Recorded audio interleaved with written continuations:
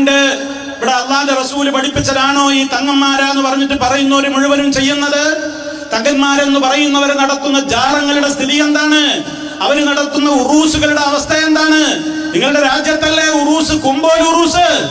ആരാണ് അവിടുത്തെ അറബി വലിയുള്ള എന്ന പേരിൽ അറിയപ്പെടുന്ന സയ്യിദ് അറബി തങ്ങൾ, ഷഹീദ് അറബി തങ്ങൾ എന്നൊക്കെയുള്ള പേരിൽ ഉറൂസ് നടത്തുന്ന ആ ഖബറിൽ ആരാണ്? അന്വേഷിച്ചോടത്തോളം നാട്ടുകാർക്ക് അറിഞ്ഞുകൂടാ ആരാണ് ആ ഖബറിന്റെ അകത്തുള്ളത്, അതിന്റെ അകത്ത് ആരാ ഉള്ളത്. പറയുന്നത് കേട്ടത് ഇങ്ങനെ ജനങ്ങൾ പറയുന്നുണ്ട്. ഒരു അറബിക്കടലിൽ നിന്ന് കിട്ടിയ ഒരു മയ്യത്താണത്രേ, അത് തന്നെ മുഴുവനുമില്ലത്രേ. ഒരു ഭാഗത്ത് കൈ കിട്ടിയപ്പോ അവര് ജാറമുണ്ടായി, ഒരു ഭാഗത്ത് കാല് കിട്ടിയപ്പോ കാല് കൊണ്ടൊരു മക്ബറയുണ്ടാക്കി. ഇങ്ങനെ ഒരിടത്ത് സയ്യിദ് അറബി വലിയുള്ള, മറ്റൊരു സ്ഥലത്ത് ഷഹീദ് അറബി വലിയുള്ള എന്നൊക്കെയാണ് അത്രേ ഉണ്ടായത്. ഇനി അതല്ല മൗലവി, നിങ്ങൾ ഈ പറയുന്നതൊന്നുമല്ല കാര്യമെന്നാണോ നിങ്ങൾക്ക് പറയാനുള്ളതെങ്കിൽ നിങ്ങൾ സമൂഹത്തോട് തുറന്നു പറയ്. നിങ്ങളുടെ കുമ്പോലിൽ ഉറൂസ് നടക്കുന്ന ആ സയ്യിദ് അറബി തങ്ങളെന്ന് പറയുന്ന ആളുടെ ഊര് പറയാമോ, പേര് പറയാമോ? അയാളേത് നാട്ടുകാരനാണ്? അയാളുടെ ചരിത്രം നിങ്ങൾക്ക് പറയാൻ കഴിയുമോ? ഇല്ല. ഊരും പേരും അറിയാത്ത എത്രയോ ആളുകളാണ് ഇവിടെ തങ്ങളാണ് വലിയാണെന്ന് പറഞ്ഞിട്ട് പലയിടത്തും ഉറൂസുകൾ നടത്തുകയാണ്. അസ്സലാമു അലൈക്കും വറഹ്മത്തുള്ളാഹി. ഇന്ന് കുമ്പോൽ ഉറൂസ് എന്ന് പറയുന്ന ഒരു കയ്യിൻ്റെ കഷ്ണമോ കാലിൻ്റെ നഖമോ ഒക്കെ കൊണ്ടുപോയിട്ട് ജാറമാക്കിയിട്ട് പേരറിയാതെ അറബിത്തങ്ങൾ എന്ന് പറഞ്ഞുകൊണ്ട് ജാറമുണ്ടാക്കിക്കൊണ്ട് ഒക്കെ അവിടെ ഉറൂസുകളും മറ്റുള്ള കാര്യങ്ങളും നടത്തുന്ന ആ ഒരു വിഷയത്തെക്കുറിച്ചുള്ള ഒരു വീഡിയോ ആണ്. ഇതിലെനിക്ക് കൂടുതൽ പറയാനില്ല, മറ്റൊരു വീഡിയോ ആണ് കാണിക്കുവാനുള്ളത്. ഇപ്പോൾ ഇവിടെ വന്നു പോയത് എൻ്റെ ചെറിയ മോനാണ് അബ്ദുള്ള. അപ്പോൾ കുമ്പോൽ നേർച്ച അല്ലെങ്കിൽ അവിടെയുള്ള തങ്ങൾ, അതിൻ്റെ യഥാർത്ഥം എന്താണ്, യാഥാർത്ഥ്യം എന്താണ് എന്നുള്ളത് അവർക്കും അറിയില്ല, ഈ ലോകത്ത് ആർക്കും അറിയില്ല, അള്ളാഹുവിന് മാത്രം അറിയുന്ന കാര്യമാണ്. ഒരു കടലിലൊരു മയ്യത്ത് ഒഴുകി വന്നു കഴിഞ്ഞാൽ അത് ഏത് ജാതിയാണ്, എന്താണ്, ഏതാണ് ഒന്നും അവർക്ക് വിഷയമല്ല. അത് കുഴിച്ചിടുക, ജാറം കെട്ടുക, പിരിവ് നടത്തുക, ഉറൂസ് നടത്തുക, എന്നിട്ട് വെച്ചുണ്ടാക്കുക, തിന്നുക. ഇത് തന്നെയാണ് പരിപാടി. അത് തന്നെയാണ് ഇവിടെ ഈ കുമ്പോൽ എന്ന് പറയുന്ന ആ ഒരു കാര്യത്തിലും ഉള്ളത് എന്നുള്ളതാണ്. കുമ്പോൽ എന്നുള്ള ആ ഒരു വിഷയത്തിൽ പല ആളുകളും പലതരത്തിലുള്ള വീഡിയോകൾ ചെയ്തുകൊണ്ടിരിക്കുന്നുണ്ട്. അതിനിടയ്ക്ക് ഒരു സഹോദരൻ്റെ ഒരു വീഡിയോ ശ്രദ്ധയിൽപ്പെട്ടു. അത് വളരെ വ്യക്തമായിക്കൊണ്ട് അതിൽ പരിശുദ്ധ ഖുർആനും സഹിഹായ ഹദീസും ഒക്കെ അടിസ്ഥാനമാക്കിക്കൊണ്ടാണ് അദ്ദേഹം ആ വീഡിയോയിലൂടെ കാര്യങ്ങൾ വിശദീകരിക്കുന്നത്. കാണുക, മനസ്സിലാക്കുക. നമ്മൾ സത്യം തിരിച്ചറിയാൻ വേണ്ടിയിട്ടായിരിക്കണം നമ്മൾ ഓരോ കാര്യങ്ങളിലേക്കും ഇറങ്ങേണ്ടത്, പഠന വിഷയമാക്കേണ്ടത്. നമ്മൾ മനസ്സിലാക്കിയത് സത്യമാക്കാൻ വേണ്ടിയിട്ട് ഒരിക്കലും നടക്കേണ്ടതില്ല. നമ്മൾ മനസ്സിലാക്കുന്നത് പരിശുദ്ധ ഖുർആന്റെയും സ്വഹീഹായ ഹദീസിൻ്റെയും അടിസ്ഥാനത്തിലാണെങ്കിൽ അത് സത്യമായിരിക്കും. പരിശുദ്ധ ഖുർആന് സമയന വാത്തന, അതാണ് നമ്മൾ കേട്ടു, അനുസരിച്ചു, അതിൽ അപ്പുറമില്ല, അപ്പീലുമില്ല. പരിശുദ്ധ ഖുർആൻ അടിസ്ഥാനമാക്കിയിട്ട് നിങ്ങൾ ഈ വിഷയങ്ങളൊന്ന് കാണാൻ ശ്രമിക്കുക. ഇൻഷാ അല്ലാഹ് ഫൈസൽ മൗലവിയുടെ ഒരു വീഡിയോ വരുന്നുണ്ട്. എന്താണ് സത്യം, എന്താണ് അസത്യം എന്ന് മനസ്സിലാക്കാൻ എളുപ്പം കഴിയുന്ന ഒരു വിഷയം സംബന്ധിച്ച് ഒരു വീഡിയോ വരുന്നുണ്ട്. ഇൻഷാ അല്ലാഹ് അത് സംബന്ധിച്ച് നമുക്ക് വീഡിയോകൾ ധാരാളം ചെയ്യാനുണ്ട്. ഇത് കുമ്പോൽ എന്ന് പറയുന്ന അവിടെയുള്ള ആ പൊറാട്ട് നാടകം അത് തള്ളപ്പെടേണ്ടതാണ്. അത് ഇസ്ലാമുമായിട്ട് ഒരു ബന്ധമില്ലാത്തതാണ്. മുസ്ലിങ്ങൾ അതിൽ പോയിട്ട് വഞ്ചിതരാവാതിരിക്കുക എന്നാണ് പറയാനുള്ളത്. ആ സഹോദരൻ്റെ വിശദീകരിച്ചുകൊണ്ടുള്ള ആ വീഡിയോ ഇവിടെ ചേർക്കുന്നു. കാണുക, മനസ്സിലാക്കുക. അള്ളാഹു അനുഗ്രഹിക്കട്ടെ. അസ്സലാമു അലൈക്കും വറഹ്മത്തുള്ളാഹി. ബിസ്മില്ലാഹ്, അൽഹംദുലില്ലാഹ്. പ്രിയമുള്ളവരെ, കുമ്പോൽ അറബി വലിയുള്ള എന്ന പേരിൽ ഒരു മഹാമുണ്ടാക്കി അവിടെ ഉറൂസ് കൊണ്ടാടുകയാണ്. ആ ഉറൂസ് കമ്മിറ്റിക്കാരോട് ചില ചോദ്യങ്ങൾ ഉന്നയിക്കപ്പെട്ടു. നിങ്ങൾക്ക് അവിടെ അറബിക്കടലിൽ നിന്ന് കയ്യോ കാലോ, ഒരു മനുഷ്യന്റെ കയ്യോ കാലോ ലഭിച്ചത് കൊണ്ട്, അറബിക്കടലിൽ നിന്ന് ലഭിച്ചത് കൊണ്ട് അറബി എന്ന് പേരിട്ട് അവിടെ നിങ്ങൾ ഒരു ജാറം ഉണ്ടാക്കി എന്നല്ലാതെ ആ ജാറത്തിനകത്ത് പരിപൂർണ ഒരു മനുഷ്യൻ പോലും ഇല്ല. ഉണ്ടെങ്കിൽ അദ്ദേഹത്തിന്റെ പേരെന്താണെന്ന് പറയൂ, അദ്ദേഹത്തിന്റെ പാരമ്പര്യം പറയൂ, അദ്ദേഹം എവിടെ നിന്നാണ് പഠിച്ചതെന്ന് പറയൂ, അദ്ദേഹം ഏത് കുടുംബത്തിൽപ്പെട്ട ആളാണെന്ന് പറയൂ എന്ന് അവരോട് ചോദ്യം ഉന്നയിക്കപ്പെട്ടപ്പോൾ ഭീഷണിയും സംവാദ വെല്ലുവിളിയുമായി വരികയാണ്. സഹോദരന്മാരെ, നിങ്ങളൊന്ന് ചിന്തിക്കേണ്ടത്, നിങ്ങൾ ഇത് അള്ളാഹു സുബ്ഹാനഹു വതആലയുടെ മതത്തിലേക്ക് ചേർത്തിക്കൊണ്ടാണ് ഇത് പറയുന്നുള്ളത്. അതുകൊണ്ടാണ് ചോദ്യം ചെയ്യപ്പെടുന്നുള്ളത്. നിങ്ങൾ പറയൂ, ഇത് സൂഫി എന്നുള്ള ഒരു പ്രത്യേക മതമാണ്, അതുകൊണ്ട് ഞങ്ങളുടെ മതത്തിൽ ഞങ്ങൾ വേണ്ടതുപോലെ ചെയ്യാം, എങ്കിൽ ഒരാളും ചോദ്യം ചെയ്യില്ല. നിങ്ങൾ അള്ളാഹുവിന്റെ മതത്തിലേക്ക് കൂട്ടിച്ചേർത്തുകൊണ്ട് അഹ്ലുസ് സുന്നത്താണെന്ന് അവകാശപ്പെട്ടുകൊണ്ടാണ് നിങ്ങൾ ചെയ്യുന്നുള്ളത്. ഇത് പ്രവാചക കൽപ്പനയ്ക്കെതിരാണ്. ഖബർ കെട്ടിപ്പൊക്കാൻ പാടില്ല, റസൂൽ സല്ലല്ലാഹു അലൈഹി വസല്ലം വിരോധിച്ച കാര്യമാണ്. അവിടേക്ക് പാവപ്പെട്ട ആ ചുറ്റുപാടുള്ള മുസ്ലിം ഉമ്മത്ത് പണം എന്തിനാണ് നൽകുന്നത് അറിയോ? അവരെ സ്വർഗത്തിലേക്ക് കൊണ്ടുപോകുന്ന പണിയാണെന്ന് കരുതിയിട്ടാണ്.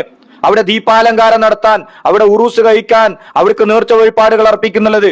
അതിനകത്തൊരു മനുഷ്യനുണ്ട്, അദ്ദേഹം അള്ളാഹുവിന്റെ വലിയാണ്. അദ്ദേഹത്തെ പ്രീതിപ്പെടുത്തി കഴിഞ്ഞാൽ അള്ളാഹുവിൽ അവർക്ക് ശുപാർശക്കാരാവും, അള്ളാഹുവിൽ നിന്ന് വാങ്ങിത്തരും, അള്ളാഹുവിലേക്ക് ഏറ്റവും അടുത്ത ആളുകളാണ് എന്നുള്ള വ്യാമോഹം വെച്ച് പുലർത്തിക്കൊണ്ടാണ് അവർക്ക് പണം നൽകുന്നുള്ളത്.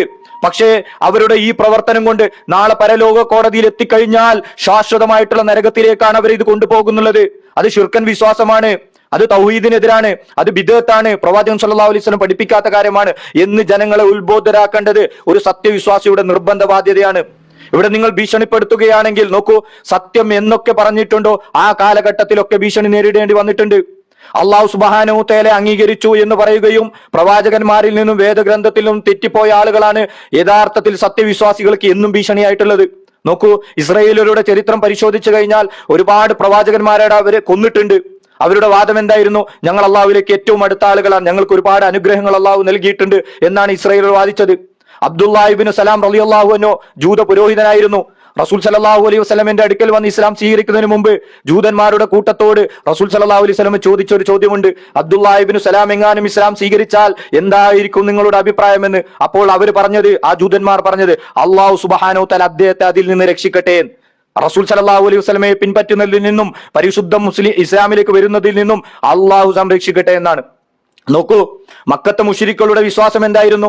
ലാത്ത മഹാനായ വ്യക്തി ഔലിയ എന്ന് അവര് അദ്ദേഹത്തെ കണ്ടു. എന്തായിരുന്നു അദ്ദേഹത്തെ അള്ളാഹുവിന്റെ വലിയായിട്ട് അവർ കാണാനുള്ള കാരണം?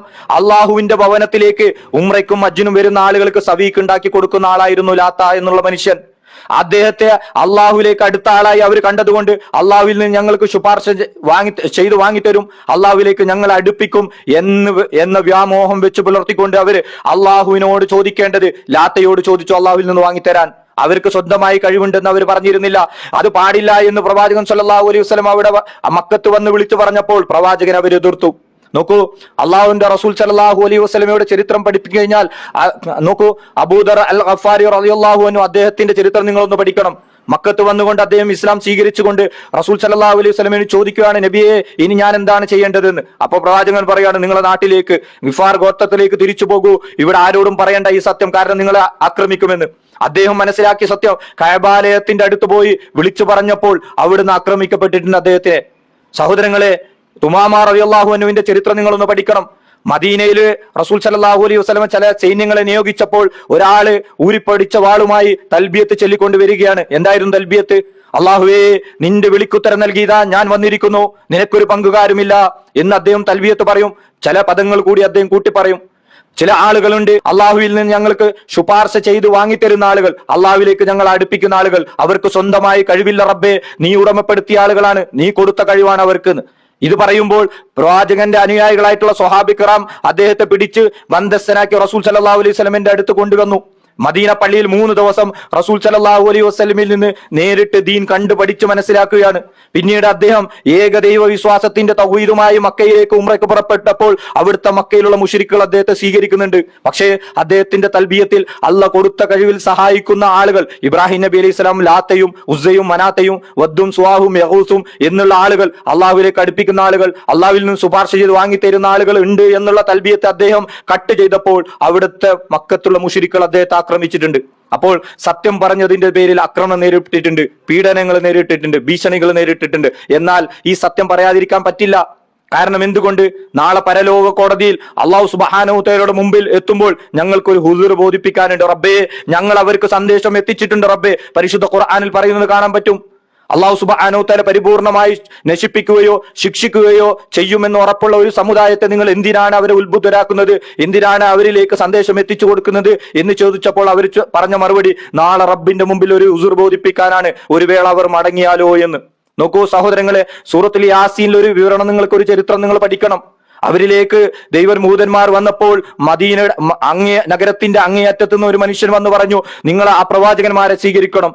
എന്നാൽ അള്ളാഹുവിന്റെ മാർഗത്തിലേക്ക് ക്ഷണിച്ച അദ്ദേഹത്തെ ആ നാട്ടുകാർ കൊന്നുകളയാണ് ചെയ്യുന്നുള്ളത്. പിന്നീട് അള്ളാഹു സുബ്ഹാനഹു വ തആലയിൽ നിന്ന് ഒട്ടനവധി അനുഗ്രഹങ്ങൾ ആ ഷഹീദിന് ലഭിച്ചപ്പോൾ അദ്ദേഹം പറയുകയാണ്, എന്റെ നാട്ടുകാർ ഇതൊന്ന് കണ്ടു മനസ്സിലാക്കിയിരുന്നെങ്കിൽ, എന്റെ നാട്ടുകാർക്ക് ഇതൊന്ന് അറിയിക്കാൻ പറ്റിയിരുന്നെങ്കിൽ ഈ ഭൗതിക ലോകത്ത് വരാനോ ഇവിടെ ഇടപെടാനോ ആ മരണപ്പെട്ടു പോയ ഔലിയാക്കന്മാർക്ക് സാധിക്കില്ല എന്നുള്ളതാണ്.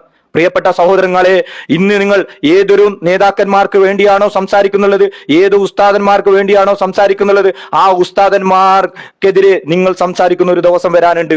പരിശുദ്ധ ഖുർആനിൽ സൂറത്തുൽ ബഖറയുടെ ആയത്തുകൾ ഒന്ന് നോക്കണം. നേതാക്കന്മാരും അനുയായികളുമായി ബന്ധം വിച്ഛേദിക്കപ്പെടുന്ന ഒരു ദിവസമുണ്ട്. ആ ദിവസം പറയും, അല്ലാഹുവേ ഞങ്ങൾ ഭൂമിയിലേക്ക് ഒന്ന് തിരിച്ചയക്കൂ, ഈ നേതാക്കന്മാർ ഇന്ന് ഞങ്ങളെ എങ്ങനെയാണോ കൈവിട്ടത് ഞങ്ങൾ അവരെയും കൈവിടാം, അള്ളാഹുവിനും റസൂലിനും പിന്നിൽ ഒരു മാർഗം സ്വീകരിക്കാം എന്ന് പറയുന്ന ഒരു സന്ദർഭം വരാനുണ്ടെന്ന് സൂറത്തുൽ ബഖറയുടെ 163 മുതൽ 170 വരെയുള്ള വചനങ്ങൾ നിങ്ങളൊന്ന് തുറന്നു നോക്കണം. സൂറത്തുൽ അഹ്സാബിൽ അള്ളാഹു സുബ്ഹാനഹു വ തആല പറയുന്നത് നമുക്ക് കാണാൻ പറ്റും. അന്ന് നരകത്തിന്മേൽ അവരുടെ മുഖങ്ങൾ കീഴ്മേൽ മറിയുന്ന ദിവസം അവർ പറയും, ഞങ്ങൾ അള്ളാഹുവിനും റസൂലിനും പിന്നിൽ ഒരു മാർഗം സ്വീകരിച്ചിരുന്നെങ്കിൽ എത്ര നന്നായേനെ. ഞങ്ങളുടെ നേതാക്കന്മാർ അഥവാ പ്രമുഖരായിട്ടുള്ള ആളുകൾ, പണ്ഡിതന്മാർ എന്നറിയപ്പെടുന്ന ആളുകൾ, പ്രമുഖരായിട്ടുള്ള ആളുകൾ, ഇവർ ഞങ്ങൾ അള്ളാഹുവിന്റെ മാർഗത്തിൽ നിന്ന് വഴിതെറ്റിപ്പിക്കുകയാണ് ചെയ്തത്. റബ്ബേ, അവർക്ക് ഇരട്ടി ശിക്ഷ കൊടുക്കണേ.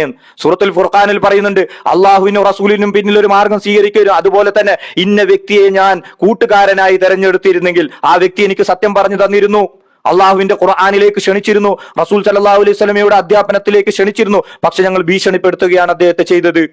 പക്ഷെ സഹോദരങ്ങളെ, വിരൽ കടിക്കേണ്ട ആ ദിവസം രക്ഷപ്പെടാൻ വേണ്ടി ഇതൊന്നും ഇസ്ലാമിന്റെ സംസ്കാരമല്ല. എന്നാൽ ഇവിടെ ഈ സഹോദരൻ പറയുന്നുണ്ട്, അഷ്റഫ് കക്കുംപടി വെല്ലുവിളിച്ചിട്ടുണ്ട്. നോക്കൂ, ഇത് അഷ്റഫ് കക്കുംപടിയുടെ സ്ക്രീൻഷോട്ടാണ്. ഷഹാദത്ത് വചനത്തിന്റെ റുക്കുനുകളും ശുറൂത്തുകളും ചോദിച്ചപ്പോൾ ബ്ലോക്കാക്കി മുങ്ങുകയാണ് ചെയ്തിട്ടുള്ളത്. അദ്ദേഹത്തിന് പോലും ഷഹാദത്തിന്റെ റുക്കുനുകളും ഷുറൂത്തുകളും അതിന്റെ പരിശുദ്ധ ഖുർആന്റെ ആയത്തിന്റെയും ഹദീസിന്റെയും വെളിച്ചത്തിൽ പറഞ്ഞു തരാൻ പറ്റുന്നില്ല. നിങ്ങൾ അവിടെ സംസാരിക്കാൻ വേണ്ടി ഒട്ടനവധി പ്രമുഖരെന്ന് അറിയപ്പെടുന്ന പണ്ഡിതന്മാർ എന്നറിയപ്പെടുന്ന ആളുകൾ വരുന്നില്ലേ? നിങ്ങൾ ചോദിക്കും ഓരോ ആളുകളോടും, എന്താണ് ഷഹാദത്ത് വചനത്തിന്റെ നിബന്ധനകൾ? അത് ഖുർആൻ ആയത്തിന്റെയും ഹദീസിന്റെയും വെളിച്ചത്തിൽ ഞങ്ങൾക്കൊന്ന് പറഞ്ഞു തരാൻ പറ്റുമോ? ഒരൊറ്റ സമസ്തയിലുള്ള ഉസ്താദന്മാർക്കും അത് പറഞ്ഞു തരാൻ സാധിക്കുകയില്ല. ഇനി അവർ അറിഞ്ഞു മനസ്സിലാക്കി അംഗീകരിച്ചാൽ ആ സമസ്ത എന്നുള്ള പേച്ചാശയത്തിൽ അവർ നിൽക്കുകയില്ല.